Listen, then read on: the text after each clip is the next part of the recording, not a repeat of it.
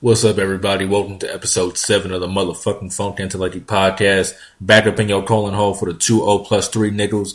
Today I want to talk about how I'm just done with sports. Various reasons as to why I do not watch sports voluntarily and have just gradually come to not give a fuck about any of the major sporting organizations anymore and what they currently are. So let's just get right the fuck into it. The NFL, I can't keep up with all these new niggas, man.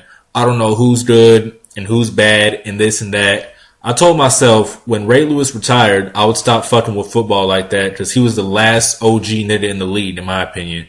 When he won a ring against the 49ers and hung them up, I just said, fuck it, I don't give a fuck about the league no more.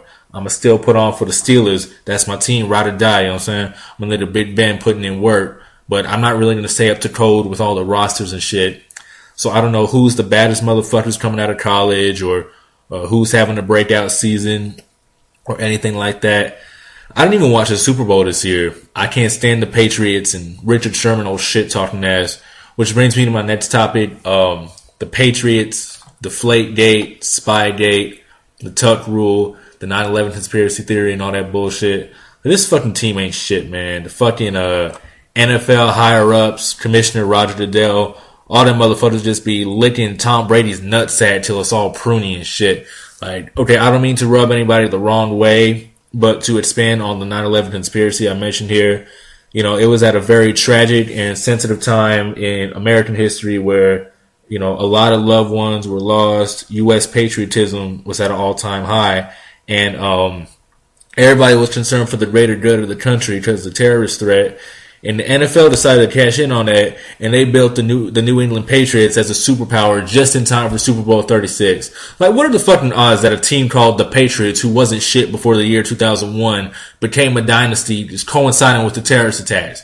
And then all throughout the 2000s, they do everything in their power to ensure that these motherfuckers got into the playoffs, making up new-ass rules on the spot just to help the team out, letting them advance in the playoffs, letting Bill Belichick spy on other teams' huddles and get the fuck away with it. And now in the latest Super Bowl, letting them deflate the fucking footballs to fuck with the Colts. You know, not like they even needed to because the Colts got booty raped one way or another. But still, oh shit, excuse me. Why would you even do that? You know, Tom Brady said some bullshit to cover it up. Bill Belichick said some bullshit to cover it up. And then they go on to win the Super Bowl. Like, what the fuck ever, man? Like, you know, I don't even really think the deflate thing was a big deal because the Patriots put a hurting on the Colts regardless. But still, it's like, I'm just tired of these motherfuckers going to the playoffs every fucking year, almost always in the AFC Championship. I will rejoice the day Tom Brady retires, the NFL's fucking golden boy.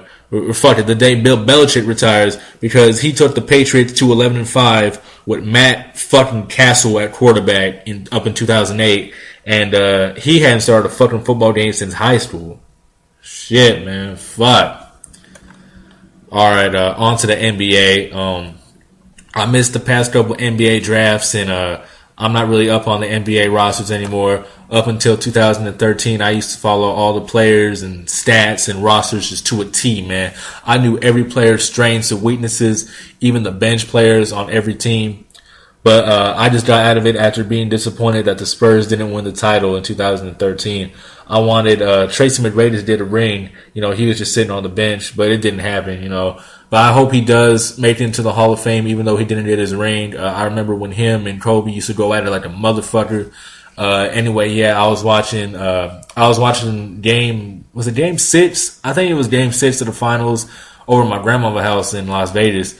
And, remember when LeBron lost his headband and he went all fucking Super Saiyan and shit, and Kawhi Leonard missed a couple of crucial free throws, and Ray Allen made that miracle ass 3-point shot. I just said, fuck this shit. I ain't fucking with the NBA no more, man. The fucking Heat is just gonna dominate, I thought. But, you know, I was surprised when the Heat and the Spurs met in the finals again 1 year later, and the Spurs actually won, but, you know, I didn't give a fuck at the time. You know, if T-Mac was still on the team, you know, I'd be happy, but, you know, I didn't care, you know. He went and started playing baseball or some shit. So, yeah, what I said about the Heat brings me to my next point. That whole Cleveland Cavaliers bullshit, like how they managed to get the first overall pick or close to it every year in the draft. They get fucking Kyrie Irving, Anthony Bennett, that old bust ass nigga, so he don't even matter, and Andrew fucking Wiggins. Then LeBron waits until Cleveland is stacked. Then he opts out of his contract and goes on back home to Cleveland. Now, that didn't exactly pan out as intended because, they're not really doing as hot as, people projected them to do. But, the fact that it even happened in the first place just pisses me off because you can tell someone orchestrated that shit. Someone in the fucking NBA orchestrated this plan to bring LeBron back. Because how the fuck did a team get the first overall pick in the lottery damn near 4 years in a row? With the exception of 2012 when the Hornets got Anthony Davis. But still, like I said, the Cavaliers ain't exactly dominating right now, but you could tell there was some shady shit going down when LeBron went to the Cavaliers. Like, I have nothing but respect for LeBron and his game. Coldest motherfucker in the game today. But that's some shady shit to me that, the Cavs get the first overall pick so many times as if to say, hey, LeBron, come on home now. Just like every year. Just corrupt ass shit. And furthermore, in the NBA, Kobe Bryant refusing to retire and eating up the Lakers salary cap, causing them to suck dick. Now, I love Kobe Bryant, man. In my opinion, he is the second best to ever fucking touch a basketball in the world, next to the one and only Michael Jordan. His game is so fucking complete. He is a consummate professional, a fucking prodigy coming straight out of high school and showing grown-ass men how the fuck it's done.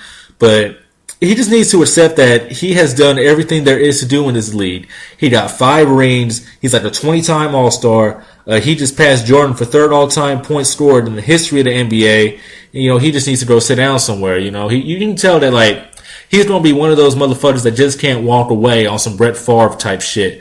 I remember when he said he would retire at age 35 and just hang him on up, but he's 36 now. This nigga's gonna be like 43 years old, throwing up enough bricks to build the goddamn chimney with a supporting cast of sorry ass niggas who can't do shit.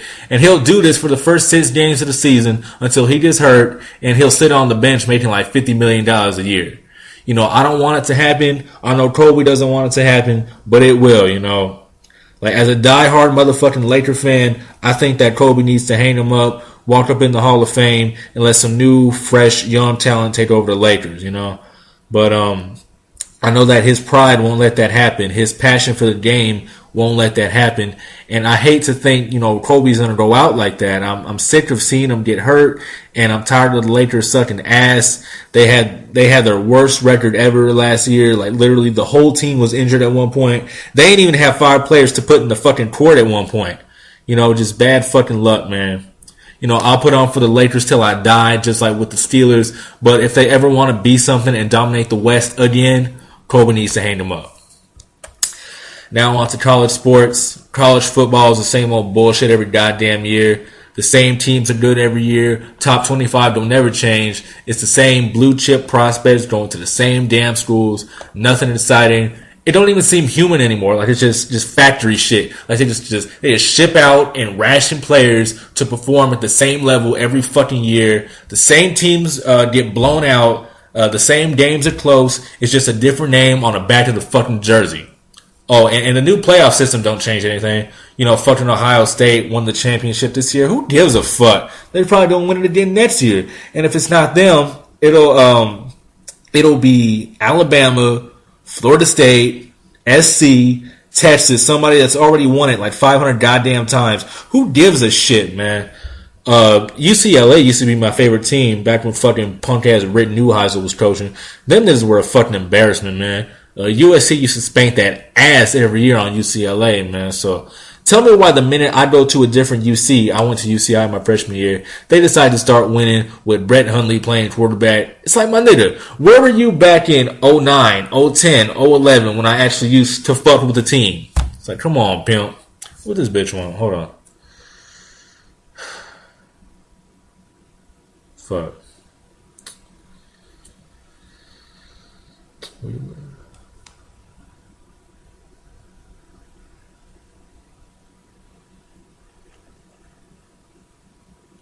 Alright, my fault.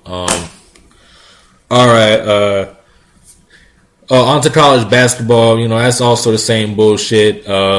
Duke, Kentucky, Kansas, North Carolina. That's it. That's the fucking Final Four every year. They got that shit on lock. Every now and then, a random team gets good. Like, I think one year Wichita State made it to the Final Four or some shit. But not for long enough to really shake shit up. You feel what I'm saying? So, there's not really much to say about college basketball. Let's just get into general reasons that I'm not fucking with sports anymore. You got players acting ignorant in press conferences. Marshawn Lynch with the whole "I'm just here so I don't get fined" shit. Not saying shit in press conferences, just acting fucking ignorant. Oh, and fucking Russell Westbrook, that fucking ugly, bug-eyed, turtle lip, pump bitch motherfucker. I can't stand that nigga, man. Fuck that nigga. All up in the press conference talking about, oh, I just don't like you. Oh, fucking coochie cutter, Easter pants wearing ass nigga with the fucking Urkel glasses and the suspenders. Oh, fucking retarded looking ass motherfucker. Fuck Russell Westbrook, fucking bitch. Like, I understand where they're coming from, you know what I'm saying? I can imagine that, interviewers and shit can get annoying, but I still feel like there's a level of sportsmanship and respect on and off the field that you kind of have to, live up to. I'm not saying you have to be like a kiss-ass golden poster boy or no shit like that, but you look fucking stupid saying some of the shit you say, man. You look like an ignorant-ass hood nigga instead of a fucking multi-million-dollar athlete, you know what I'm saying? But, yeah, fucking stupid ass shit. Rabid sports fans are some of the most delusional and annoying motherfuckers on the planet. Just talking shit on YouTube, Scout.com, like their team is just the best team to ever fucking do it. And they talk shit about every other team in the league, pulling out the same overused ass arguments of, we got more championships than you. Our team is this, your team is that. It's like, shut the fuck up, bitch. That team don't give a fuck about you or what you say to defend them, man. Fucking dumbass shit. It's like niggas be ready to come to blows and fisticuffs over this shit. It's like, calm down. It's just a fucking game, alright? But the whole TTC trash talking community fucking stupid. It's like the WWE, but for stupid motherfuckers with no life who sit on the couch all the time and just worship their goddamn team blindly. It's fucking stupid ass shit.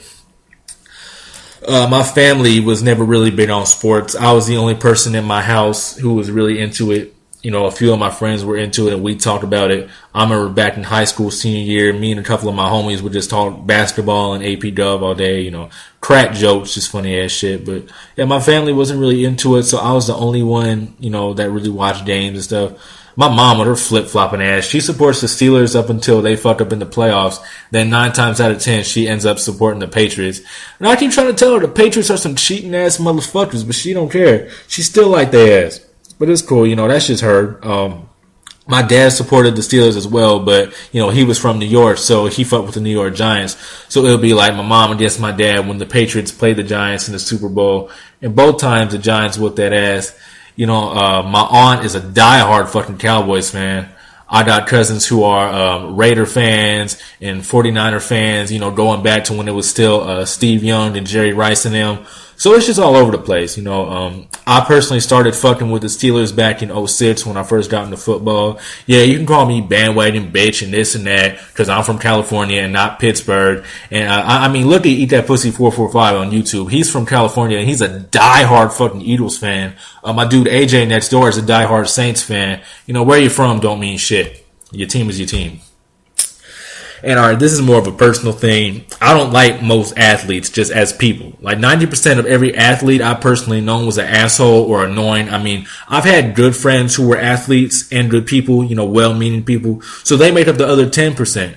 But the other 90% fucking annoying ass motherfuckers who think they the shit, think they cooler than you, think they better than you, try to talk shit on you and fuck with you. It's like, fuck you, nigga. I hope you fucking die in a kitchen fire. I hope you fucking fall off the roof trying to fix your goddamn satellite dish and fall right on your fucking back and rupture your whole fucking spinal cord, you punk motherfucker.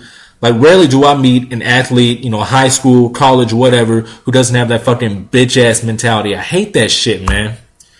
And that's it. This fucking episode got me pissed off, and that's why I don't fuck with sports and don't talk about them no more. Stay tuned for episode 8 while I'm stuck in the past. I'm out.